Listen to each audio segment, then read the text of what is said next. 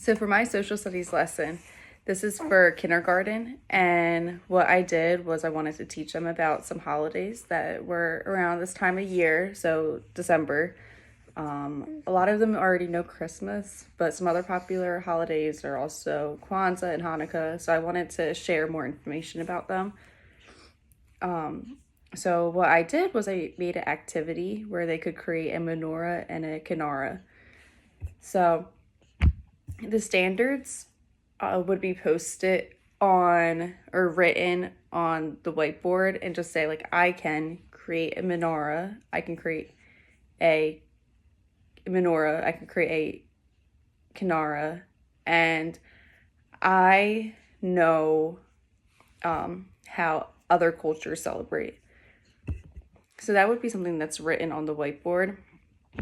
And then the objectives were that these students, after this lesson, would be able to name 3 popular holidays that are celebrated in December, and that they also can determine the difference between a menorah and a kinara just by looking at them, or the activity, the outcome of the activity that they created.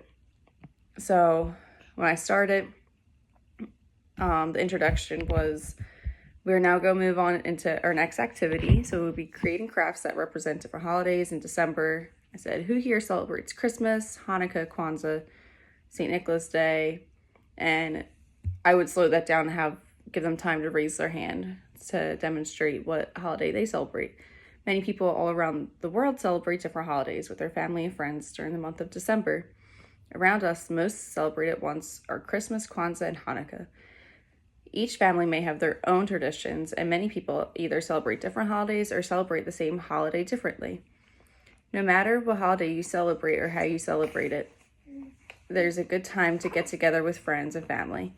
I'm now going to put on a video that shares some information about these different holidays that are celebrated around the world.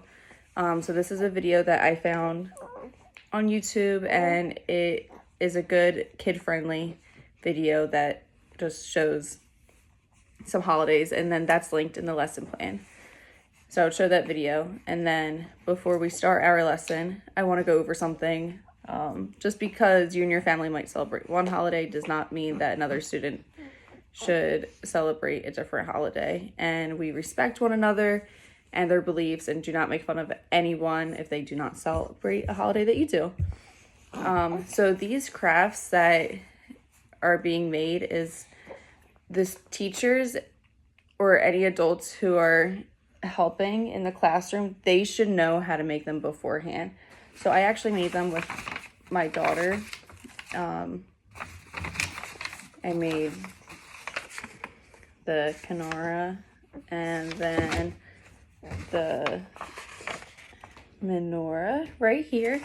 And so that's going to be like what they look like.